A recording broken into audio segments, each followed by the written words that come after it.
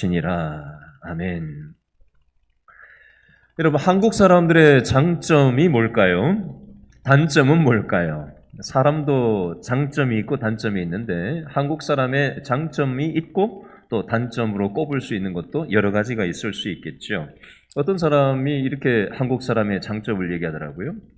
한국 사람의 장점이 여러 가지가 있겠지만 그 중에서도 가족에 대한 마음, 가족에 대한 이 부분이 한국 사람들의 굉장히 강한 좋은 점이다. 그걸 통해서 우리나라에 IMF가 왔을 때 그 어려움 속에서도 가족끼리 똘똘 뭉쳐서 가족애를 가지고 어려움을 잘 극복하는 원동력이 되었다라고 긍정적인 면으로 이게 작용될 수도 있는데, 근데 또 보면 우리나라 사람들이 또 끼리끼리 문화가 있잖아요. 그죠? 내 편, 네 편, 우리 편, 남의 편 뭐 이런 게 있어가지고 거기에 부정적으로 사용될 수도 있다라는 제가 글을 봤어요. 제가 오늘 겪은 걸 하나 얘기해 드릴게요. 점심을 먹으러 식당에 가서 앉아 있었는데 오늘 비가 막 왕창 왔다가 또 한 개도 안 왔다가 조금 왔다가 또 그쳤다가 계속 오늘 수없이 그랬잖아요. 그죠? 점심 먹으러 나갈 때는 비가 거의 안 왔거든요. 비가 언제 들이칠지 모르니까 큰 우산을 제가 딱 챙겨가지고 식당에 갔었어요. 우산을 우산 꽂이함에 딱 꽂아놓고 밥을 시켜놓고 이제 먹으려고 폼을 잡고 먹고 앉아있는데 여성 한 세 분이 식사를 하고 나가면서 계산을 하고 문 앞에서 뭐 들으려고 드는 건 아닌데 제 귀에 쑥 들어오는 말이 있었어요.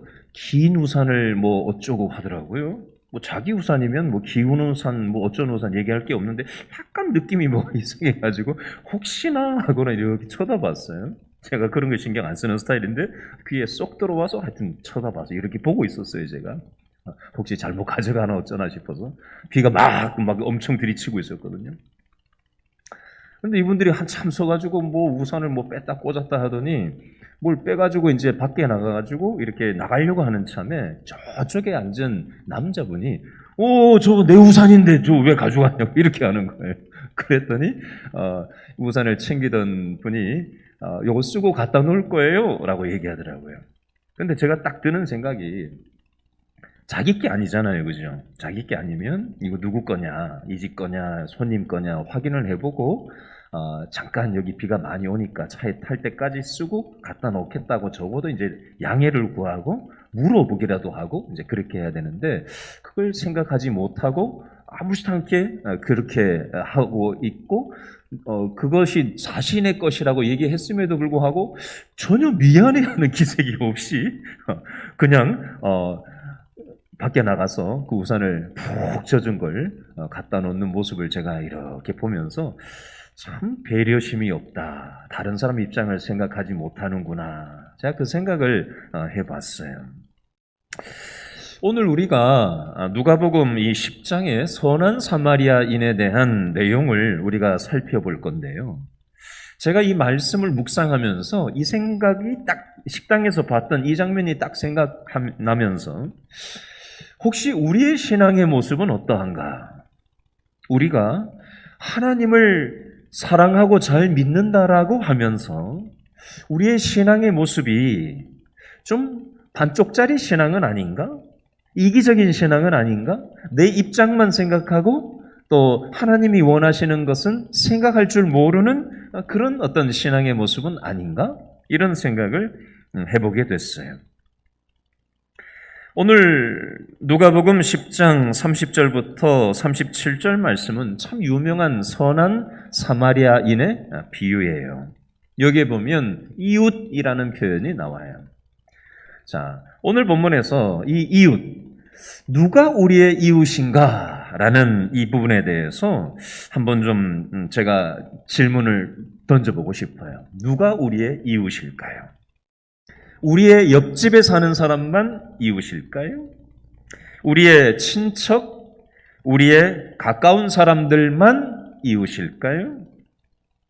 오늘 성경에서 얘기하는 이웃에 대한 정의는 물리적으로 가까운 피를 나눈 형제나 어떤 가까이 근거리에 사는 사람만 이웃이라고 얘기하는 게 아니라 누군가 내 도움이 필요하고 내 사랑과 관심이 필요한 사람이 있다면 그 사람이 내 이웃일 수 있다라는 것을 오늘 성경에서는 얘기하려고 합니다.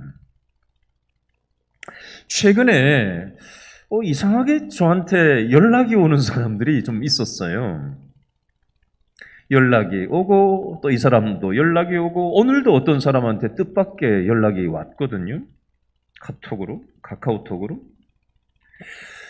제가 오늘 말씀을 가만히 앉아가지고 생각을 하면서 하나님이 이 사람들을 왜 나한테 연락도 안 하던 사람들을 하나님께서 전화가 오게 하시고 또 이 사람이 뜻밖의 이렇게 카카오톡으로 연락을 해오고 이렇게 할까? 근데 이 사람들의 상황을 보면 어떤 사람은 가정에 아주 심각한 문제를 가진 대학 동창도 연락이 왔었고 또 어떤 사람은 건강에 아주 심각한 문제를 겪고 있는 선배한테도 연락이 온 적이 있었고요. 저한테 연락한 건 아니에요. 제가 그 상황을 그냥 알게 된 거지. 그분이 일부러 저한테 연락하지 않았어요. 또 제 동창도 또 그건 이제 제가 하고 싶은 마음이 하나님이 갑자기 생각나서 지금 어려움을 겪고 있는 대학원 친구인데 이 친구가 혹시 요즘 어렵진 않을까 하는 마음을 하나님이 주셔서 제가 오랜만에 전화를 걸어서 최근에 만난 적이 있는 친구도 있고요. 누군가 내 도움이 필요하고 내 사랑과 내 관심을 필요로 하는 나의 이웃에 대해서 오늘은 좀 생각을 해보려고 하는 겁니다. 어제 문득 이 생각을 해봤거든요. 사실 가만히 생각해보면 지금은 저한테 연락이 오기도 하고 제가 생각나기도 하고 이렇게 저렇게 했던 이 사람들이 언젠가는 과거에 제가 힘들 때, 제가 방황할 때, 제가 힘들었을 때 내 얘기를 들어주고 나하고 마음을 나누고 저를 위해서 기도해주고 저하고 시간을 함께 보내주었던 사람들이었다는 사실을 제가 생각해보게 됐어요. 하나님은 우리의 이 땅에서의 인생길에서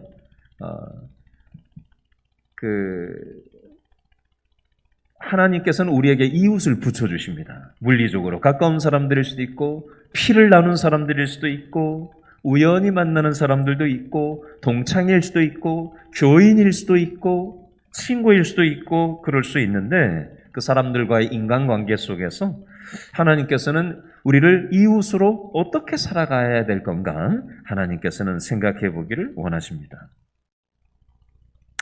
오늘 본문 누가복음 10장은요. 선한 사마리아인의 비유는요. 사랑에 대해서 이웃에 대해서 그리고 이웃 사랑에 대해서 얘기를 하는 본문이 되겠습니다. 한번 저를 따라해 보시죠. 하나님 사랑, 이웃 사랑.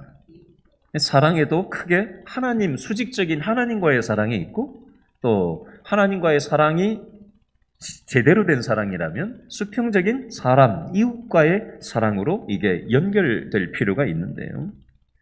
성경에서 사랑장이라고 하면 어디에 있죠? 고린도 전서 몇 장? 13장. 고린도 전서 13장 사랑장이라고 하는데요. 또 하나 사랑에 대해서 기록한 성경이 요한 1서 4장에 보면 나오는데요. 요한 1서 4장 9절 말씀을 오늘 본문은 꼽아 놓으시고 한번 찾아서 읽어볼까요? 자, 요한 1서 4장 9절 말씀 한번 펴보세요. 자, 신약 성경 392페이지 요한 1서 4장 9절 말씀.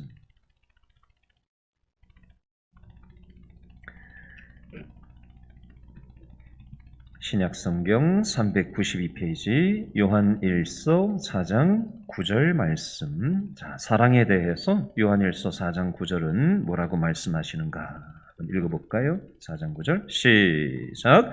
하나님의 사랑이 우리에게 이렇게 나타난 바 되었으니 하나님이 자기의 독생자를 세상에 보내심은 그로 말미암아 우리를 살리려 하심이라. 아멘. 하나님의 사랑이 어떻게 나타났다라고 얘기를 하지요? 하나님이 우리 인간들을, 이 세상을 사랑하시는데 하나님이 말로만 내가 너희들을 사랑한다 라고 하신 게 아니라 어떻게 하셨다고요? 하나님이 누구를? 자기의 독생자를 세상에 보내셨어요. 예수님을 이 세상에 보내셨어요. 그래서 예수님이 십자가에서 죽으시고 우리를 죄에서 살리시기 원하셔서 예수님을 이 땅에 보내셔서 우리를 살려주셨어요. 이게 바로 하나님의 사랑의 증거가 바로 십자가 사랑이에요. 우리는 이 십자가 사랑을 받은 사람들입니다. 이 예수님이 십자가에서 죽으시고 부활하시고 하나님 보좌 우편에 올라가시면서 누구를 선물로 보내주셨어요? 성령 하나님을 우리에게 보내주셨어요. 예수님의 십자가의 사랑을 믿음으로 받아들인 사람들인 저와 여러분의 마음속에 누가 계신 거예요? 성령 하나님께서 계신 거예요. 여러분 이 사실을 믿으십니까? 우리는 이 십자가의 사랑을 믿고 성령께서 우리와 함께 하세요. 우리 안에 계신 성령 하나님께서는 하나님의 기대대로 우리가 하나님의 십자가의 사랑을 가지고 살아가기를 원하셔요. 요한 1서 4장 20절 말씀은 방금 읽은 4장 9절과 연결된 내용인데요. 요한 1서 4장 20절 말씀을 한 번 더 읽어볼까요? 4장 20절 시작. 누구든지 하나님을 사랑하노라 하고 그 형제를 뭐하면? 미워하면 이는 거짓말하는 자니 보는 바 그 형제를 사랑하지 아니하는 자는 보지 못하는 바 하나님을 사랑할 수 없느니라. 아멘. 하나님 사랑한다고 말로만 해놓고 내 옆에 있는 형제를 미워한다면 그게 하나님 사랑하는 거라고 할 수 있느냐라는 말씀이 되겠습니다.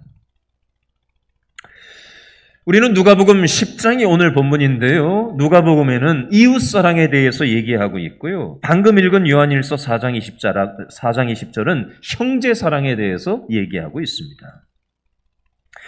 자, 정리하면 하나님을 사랑한다라는 것은 하나님 사랑하는 증거가 뭐냐? 그 증거는 우리 옆에 있는 이웃을 사랑하는 것이 증거가 되는 것이고요. 우리 옆에 있는 형제를 사랑하는 게 하나님 사랑하는 증거가 되는 것입니다. 우리는 하나님 사랑과 이웃 사랑, 형제 사랑을 따로 떼놓고 생각할 수가 없어요. 하나님은 오늘 이 저녁에 저와 여러분에게 무엇을 기대하시느냐? 너희들이 나를 사랑하냐? 그렇다면 내가 너희들의 옆에 붙여놓은 그 너희들에게 만나지게 되는 그 이웃들을 사랑해라. 그리고 형제들을 사랑하면서 살아라. 이게 하나님이 오늘 예배드리는 저와 여러분들에게 기대하시는 부분이에요. 자, 오늘 누가복음 10장 30절로 다시 한번 돌아가 보겠습니다. 누가복음 10장 30절 말씀 다 같이 읽어볼까요? 시작. 예수께서 대답하여 이르시되 어떤 사람이 예루살렘에서 여리고로 내려가다가 누구를 만났어요? 강도를 만나매 누가? 강도들이 그 옷을 벗기고 때려 거의 죽은 것을 버리고 갔더라. 아멘. 여기 보면 강도라는 말이 2번 반복 강조되고 있습니다. 우리는 이 성경책을 읽으면서 아이고 그 나쁜 강도를 어떻게 하다가 이 사람이 만나가지고 다 뺏기고 죽을 지경이 됐구나. 아이고 그 사람 어떻게 하다가 그 강도를 만났을까? 우리는 이렇게 생각합니다. 성경을 그렇게 읽어요. 자, 이 강도, 누가 강도인가? 이걸 한번 좀 생각해 보겠습니다. 자, 강도 짓을 한 사람들한테 질문을 하면 그 강도 짓을 한 사람, 범죄자들은 어떻게 대답을 할까요? 제가 길신교회에 부임하기 전에 안산에 있는 교회에서 부목사 시절에 경기도 수원에 있는 교도소를 몇 달에 한 번씩 가서 예배를 인도했던 적이 있었고요. 경기도 화성에 가면 직업훈련 교도소가 있는데 거기에 가서 예배 인도를 몇 달에 한 번씩 했던 적이 있었어요. 수백 명의 화성 제소자들, 또 수원에 있는 한 80명, 한 100명 되는 제소자들 앞에서 말씀을 한 번씩 전하곤 했는데요. 교도소에 수감된 사람들한테 어떻게 하다가 범죄를 저지르게 됐습니까? 이 질문을 하면요. 이렇게 해서 범죄를 저질렀습니다. 이렇게 해서 범죄를 저질렀습니다. 이렇게 저렇게 대답을 막 하는데요. 공통점이 있더랍니다. 그게 뭔지 아세요? 나는 잘못이 없는데. 범죄를 저지르고 교도소에 수감이 된 사람들이 하는 얘기가 내용은 다 다른데 핵심이 나는 잘못이 없는데 억울하게 교도소에 붙들려 왔습니다. 제 식구들을 위해서, 가족을 위해서 어쩔 수가 없었습니다. 살기 위해서 어쩔 수가 없었습니다. 저 사람이 저항만 하지 않았다면 내가 해치지는 않았을 텐데. 자기의 행동을 정당화하고 자기는 억울하다고 얘기하고 책임을 상대방한테, 가족한테 환경 탓을 하고 돌리더라는 겁니다. 여러분, 어떤 이유가 됐든지 간에 그 사람들의 범죄 행위가 정당화될 수 있을까요? 무슨 이유가 됐든 범죄를 저지른, 누군가를 칼로 해치고 주먹으로 해치고 둔기로 해치고 사기를 치고 이런 것들이 어떤 이유가 됐든지 그게 정당화가 될 수는 없는 거예요. 자, 이 내용을 가지고 우리 자신한테 가지고 들어와서 한번 생각해 보겠습니다. 자, 지금 강도짓을 한 것에 대해서 자기 잘못이라고 인정하지 않고 남 탓, 환경 탓, 먹고 살기 위해서 저 사람이 반항해서 이렇게 억울하게 나는 여기 들어왔다라고 얘기했다고 했는데, 자, 이 내용을 우리 자신으로 가지고 들어와서 적용해서 이제 이렇게 얘기해 보겠습니다. 혹시 저와 여러분들은 강도짓을 하면서 살고 있지는 않습니까? 여러분, 강도짓이라는 게 꼭 돈을 뺏고 때리고 흉기로 어떻게 하고 교도소에 들어가야만 강도짓은 아니에요. 그것도 강도짓이죠. 일반적으로 그걸 강도짓이라고 얘기하죠. 그런데 혹시 저와 여러분의 삶 가운데도 내 이웃들과의 관계 속에서, 내 형제들과의 관계 속에서 우리는 어떻게 살아왔나 한번 생각해 보자고요. 혹시 내 자신을 위해서 내 이웃이나 내 형제들을 이용해 먹으면서 살아오진 않았나? 내가 원하는 것을 획득하기 위해서 내 옆에 있는 사람들을 수단이나 도구 취급하면서 살아온 적은 없었나? 혹시 나 때문에 내 이웃이나 내 형제들이 상처를 받은 적은 없었나? 한번 생각해 볼 수 있었으면 좋겠습니다. 상처 준 적이 있죠. 때로는 내 마음에 들지 않아서 수단과 도구로 그렇게 취급했던 적도 있었죠. 내 형제나 이웃에 대해서 나 자신을 위해서 이용했던 적도 있었죠. 근데 그게 강도시라고까지 얘기할 것까지는 있나요? 우리는 이렇게 생각합니다. 그러나 우리는 신앙인으로 살아가면서 좀 더 보수적으로 우리 자신의 삶을 한번 돌아볼 필요가 있습니다. 만약에 내 이웃이나 내 형제를 나 자신을 위해서 이용해 먹었다든지 또 내가 원하는 것을 얻기 위해서 다른 사람들을 수단이나 도구처럼 사용한 적이 있었다든지 나 때문에 내 옆에 있는 사람을 상처 준 일이 있었다면 어떤 면에서 영적인 면에서 우리의 삶이 강도의 모습과 탈 수 있다라는 사실을 여러분 한번 적용해서 생각하시면서 좀 따라와 주셔야 돼요. 아니, 난 교도소 갈 정도는 아니에요. 그러니까 뭐 강도하고 비교하지 마세요. 이런 마음이 드는 분 있을지 모르겠어요. 근데 우리는 오늘 이 말씀을 대하면서 좀 더 보수적으로 우리 자신을 적용했으면 좋겠어요. 제가 저와 여러분에게 질문을 하나 하겠습니다. 대답을 좀 해주세요. 멀뚱멀뚱 쳐다만 보지 말고 저 혼자 계속 지금 얘기하고 있죠? 자, 여러분 하나님을 사랑하십니까? 진짜예요? 얼만큼 사랑하세요? 하늘만큼 땅만큼? 그러면 하나님을 사랑한다고 얘기하셨는데 하나님을 사랑하신다는 증거를 한번 대보세요. 증거 한번 내보실래요? 뭘 가지고 하나님을 사랑한다고 얘기하실래요? 아니, 목사님 지금 이 비 오는데 날도 구준데 하나님 사랑하는 마음 없으면 피곤하고 힘든데 오늘 이 자리에 지금 앉아 있겠어요? 맞습니다. 오늘 예배 이 자리에 오신 것도 하나님을 사랑하기 때문이에요. 아멘? 여러분 사랑하기 때문에 오셨죠? 잘 오셨어요.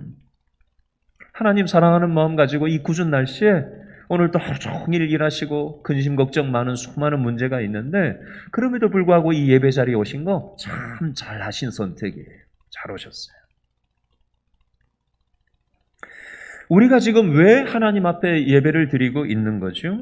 예배 드리는 이유가 뭐예요? 자, 예배라는 한글을 영어로 얘기하면요, worth라고 얘기하기도 하고요, worthy라고 얘기하기도 하는데, 이걸 어근을 뿌리적인 의미로 얘기를 한다면요, 가치가 있다라는 가치가 있다라는 그 뿌리 말로부터 이 예배를 드린다라는 말이 생겨졌다고 해요. 가치가 있다. 예배 드린다라는 것은 하나님을 어떻게 생각하는 거예요? 가치 있는 분으로 여기는 마음이 있기 때문에 우리가 하나님을 높이는 거잖아요. 그죠? 우리가 만약에 하나님을 가치 있는 분으로 여기지 않는다면 예배를 가치 있게 여기지 않겠죠. 그래서 지금 이 시간에 다른 가치가 하나님보다 더 가치 있다고 여기는 것에 우리 시간을 쓰고 마음을 쓰고 물질을 쓰겠죠. 그러나 우리가 이 날도 굽고 힘든데 이 자리에 앉아 있는 것은 하나님이 가치 있는 분이고 내 인생에 지금 이 시간이 하나님 앞에 가치 있게 여기는 이 마음을 가지고 우리가 나온 거잖아요. 이게 하나님 사랑하는 마음이잖아요. 자, 우리가 하나님을 사랑하기 때문에 하나님을 가치 있게 여기고 지금 예배를 드리는 것과 같은 이치로 하나님 사랑은 어떤 사랑으로 드러나야 된다고요? 이웃 사랑과 형제 사랑으로 드러나야 된다고 했어요. 자, 그렇다면 우리는 하나님만 가치 있게 여기는 게 아니라, 그죠? 하나님을 사랑하는 게 맞다면 하나님이 내 인생길에 붙여주신 내 이웃들, 내 형제들도 어떻게 여기는 게 마땅한 거예요? 가치 있게 여기는 게 마땅한 거예요. 내 이웃들을 존중하고 귀하게 여기고 소중하게 여기는 거. 내 부부관계를 소중하게, 내 배우자를 소중하게 여기고 존중하고, 내 자녀들을, 내 부모를 소중하게 여기고 존중하고 귀하게 여기는 마음. 우리 옆에 있는 분 한번 쳐다보실래요? 내 옆에 있는 분들 서로 한번 쳐다보실래요? 앞뒤 좌우. 지금 여러분 옆에 눈에 들어오는 이 사람들을 어떻게 여기는 거? 가치 있게 여기고 존중하고 소중하게 여기는 마음. 본척만 척하고 이런 게 아니라 소중하게 여기는, 존중하는 마음.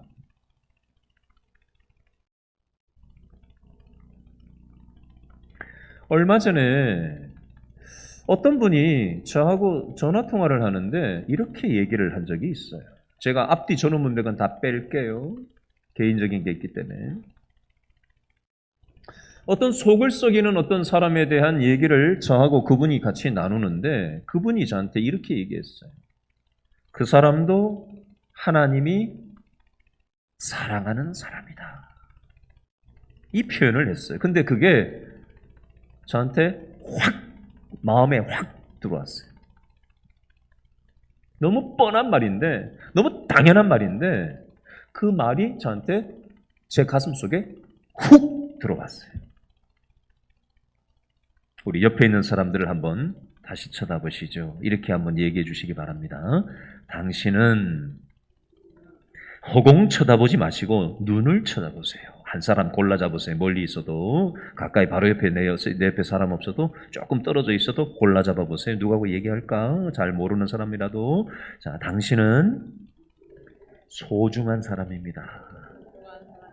가치 있는 사람입니다. 하나님이 사랑하는 사람입니다. 잘 오셨습니다. 아멘. 우리는 서로를 소중하게 여겨야 돼요. 서로 잘 몰라도 하나님 같이 믿는 사람들이잖아요. 서로 소중하게 여기고 존중하고 귀하게 여기는 그 마음으로 생각하고 바라보고 대할 필요가 있습니다. 선한 사마리아인의 비유가 별게 선한 사마리아인의 비유가 아니에요. 하나님은 우리를 이웃으로 살아가기를 원하시는데 내 옆에 있는 사람을 소중하게 여기면서 살아가는 거, 이게 하나님이 우리한테 기대하시는 바예요. 그런데 우리가 강도 같은 마음을 가지고 내 옆에 있는 이웃이나 형제를 소중하게 가치 없게 대한다면 이것은 강도짓을 하는 것과 같다라고 하나님은 보시는 거예요. 나 강도 아니야? 아니요. 하나님은 강도 같다라고 말씀하세요. 오늘 저한테 한 10년 후배 되는 목사님 하나가 저한테 문자를 오랜만에 주고받다가 저한테 담임 목회를 이제 막 나갔는데 해보니까 부목사 시절하고 다르거든요. 그러니까 목사님이 존경스럽습니다. 저한테 문자를 이렇게 보내왔어요. 그래서 제가 그 문자를 보고 난 다음에 이렇게 문자를 보냈어요. 저도 목사님을 존경합니다. 이렇게 문자를 제가 보냈어요. 그랬더니 아유 별 말씀을 하십니다. 그러면서 이렇게 저한테 문자를 보냈는데 저는 진심이었어요. 상대방이 누가 됐든 서로를 귀하게 여기고 존중하는 그 마음, 이것을 가지는 것을 하나님은 우리한테 기대하시고 기뻐하시는 것 같아요. 자, 누가복음 10장 31절, 32절을 읽고 나서 말씀을 이어가겠습니다. 누가복음 10장 31절, 32절 다 같이 시작. 마침 한 제사장이 그 길로 내려가다가 그를 보고 피하여 지나가고 또 이와 같이 한 레위인도 그곳에 이르러 그를 보고 어떻게 했어요? 피하여 지나가되. 강도 만난 사람이 죽을 지경이 돼가지고 누워 있는데 제사장 한 사람 그리고 레위인 한 사람이 길에 가다가 이 죽을 지경이 된 사람을 보고는 둘 다 하나같이 피해서 지나가는 모습이 나와요. 제사장과 레위인은 요즘으로 치면 종교 지도자라고 볼 수가 있습니다.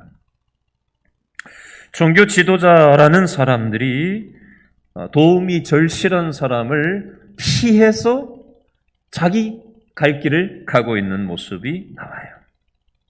우리는 이 성경을 보면서 야, 종교 지도자식이나 되어가지고 어떻게 저렇게 매정하게 저렇게 할 수가 있을까? 우리는 성경을 보면서 그 생각을 해요. 자, 성경은 내 자신한테 대입을 해야 됩니다. 만약에 나한테 이런 경우가 생겼다면 나는 어떻게 했을 건가? 그걸 생각할 필요가 있어요. 나도 이 제사장처럼 레위인처럼 내 갈 길 바쁘다고 그냥 지나치지는 않았을까? 이 생각을 한번 생각해 봤으면 좋겠어요. 우리는 이 성경을 보면서 이런 생각을 합니다. 내 먹고 살기도 바쁜데 이 세상에 불쌍한 사람들이 어디 한둘이야? 내가 그 사람 하나 돕는다고 뭐 세상이 달라져? 내 코가 석자인데 나도 먹고 살기 힘들고 괴롭고 답답한데 어떻게 다른 사람들까지 도와? 우린 이 생각을 가집니다. 근데 오늘 성경에서 얘기하고자 하는 핵심은요, 이 세상 모든 사람들을 내가 다 책임지라고 말씀하시는 게 아니에요. 불쌍한 사람들 어디 없나 하고 막 발벗고 손 걷어붙이고 막 돌아다니면서 그 사람들을 막 도와주면서 살라고 말씀하시는 것도 아니에요. 자, 여리고 길, 내가 지나가던 인생의 길에서 내가 늘 가던 내 삶의 길에서 문득 만난 그 사람의 힘든 마음을 들어주고 내가 할 수 있는 선에서 도와주고 마음을 나누고 또 함께 기도하면서 이웃으로 살아갈 것을 하나님께서는 말씀하는 겁니다. 자, 그 예가 33절, 34절에 있는데요. 33절 먼저 읽어볼까요? 시작. 어떤 사마리아 사람은 여행하는 중 거기 이르러 그를 어떻게 했어요? 보고 불쌍히 여겼다라고 되어 있습니다. 사마리아 사람은 그 강도 만난 사람을 어떻게 했다고요? 봤다라고 되어 있습니다. 봤다. 좀 전에 읽었던 31절과 32절의 제사장과 레위인은 뭐 쓱 봤겠죠. 쓱. 아, 저기 강도 만난 사람이 있구나. 쓱 봤겠지요. 근데 똑같은 한글에는 봤다고는 얘기하고 있지만 그 사람을 보긴 보는데 어떤 마음으로 본 거예요? 불쌍히 여기는 마음으로 이제 본 거예요. 시선을 피하지 않았습니다. 34절도 마저 읽고 설명 이어갈까요? 34절 시작. 가까이 가서 기름과 포도주를 그 상처에 붓고 싸매고 자기 짐승에 태워 주막으로 데리고 가서 돌보아 주니라. 아멘. 34절에 보니까 어떻게 했다고 돼 있죠? 첫 번째 표현이 가까이 갔다라고 돼 있습니다. 여러분, 가까이 가는 게 돈이 들어요? 뭐가 들어요? 안 들잖아요. 그냥 가까이 다가가는 거잖아요. 강도 만난 사람의 상태를 보려고 가까이 다가가는 거예요. 내 옆에 어떤 이웃이나 형제들이 힘들어하면 가까이 다가가서 가까이 가야 얘기가 들리잖아요. 대화를 나눌 수 있잖아요. 카톡이 오면은 카톡에 반응을 해야 상대방하고 대화가 되잖아요. 그죠? 그러면서 그 사람의 마음이나 상황을 알게 되는 거예요. 가까이 가는 거는 어려운 게 아니에요. 우리가 할 수 있잖아요. 가까이 가는 거, 가까이 가주는 거, 옆에 있어주는 거, 전화통화해 주는 거 할 수 있잖아요. 자, 기름과 포도주를 그 상처에 부었다라고 되어 있습니다. 기름과 포도주를 그 상처에 부었다. 기름과 포도주는 이 사마리아 사람이 이미 가지고 있는 거예요. 내가 가지고 있는 기름과 포도주로 상대방의 필요를 채워준 거예요. 없는 걸 가지고 일부러 가지고 와서 한 게 아니고 이미 자신한테 있는 기름과 포도주로 상대방을 도와준 거예요. 자, 그리고 34절 둘째 줄에 보니까 무엇에 태웠다고 돼 있죠? 남의 짐승을 가지고 왔다고 돼 있나요? 누구 짐승? 자기 짐승에 태웠다라고 돼 있어요. 남의 짐승을 빌려다가 태운 게 아니라 뭐 자기가 타고 가던 거 내려가지고 이제 거기다가 대신 태웠겠죠. 자, 이걸 통해서 뭘 얘기하는 거냐면요. 자기 짐승, 자기가 이미 가지고 있는 거, 자기의 할 수 있는 선에서 할 수 있는 걸 사마리아 사람이 한 거예요. 자, 이걸 통해서 이렇게 정리할 수 있습니다. 성경에서는 우리들에게 이웃이 되는 걸 어떻게 하라고 하는 거냐면요. 우리한테 없는 것 가지고 하라고 말씀하시는 게 아니에요.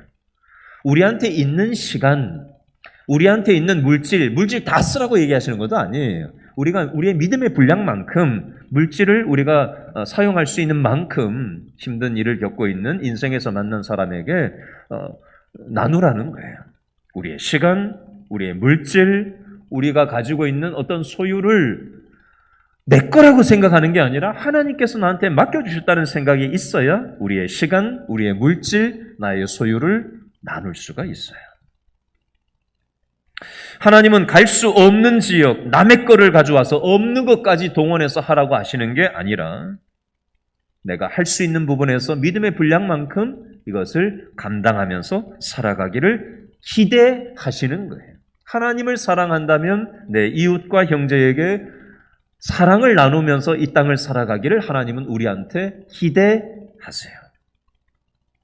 내가 안 해도 누군가 하겠지, 다른 사람이 하겠지, 이렇게 하지 말고 내가 할 수 있는 부분을 하나님께서 이미 은혜로 우리한테 주신 것들을 나누면서 살아가는 것이 하나님 사랑하는 증거로서의 이웃으로 살아가는 삶, 형제로서 살아가는 삶이라고 말씀하고 있습니다. 두 번째로 적용할 수 있는 부분은 뭐냐면요, 우리가 이웃 사랑을 사람 대 사람으로도 실천을 이렇게 할 수 있겠지만 조금 더 거시적인 면에서 어떻게 실천을 할 수 있을까? 요즘 환경 문제가 전 세계적으로 문제가 되잖아요.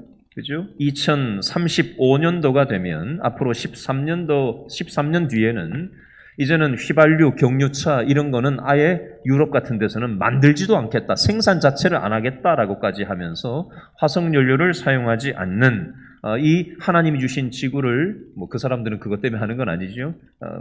이 상황이 보통이 아니니까 환경을 생각하는 건데, 우리 그리스도인들은 이 환경 문제에 대해서 어떻게 실천할 수 있을까요? 하나님께서 주신 이 자연을 우리의 이기심 때문에 다 망가뜨려 놓았잖아요. 하나님 주신 이 자원을, 물을 아껴 쓰는 것도 이웃사랑의 실천일 수 있고요. 또 쓰레기 분리수거를 꼼꼼하게 하는 것도 이웃사랑의 실천의 한 방식일 수 있습니다. 음식을 남기지 않는 것도 하나의 실천 방법일 수 있어요. 지금 유가가 엄청나게 올라가고 지금 각종 인플레이션으로 인해서 먹는 문제가, 우리나라는 먹는 게 차고 넘치지만 살기가 조금은 어려워지고 물가가 올라가고 음식값이 올라가서 어려움이 있지만 사실 굶어 죽는 정도는 아니잖아요.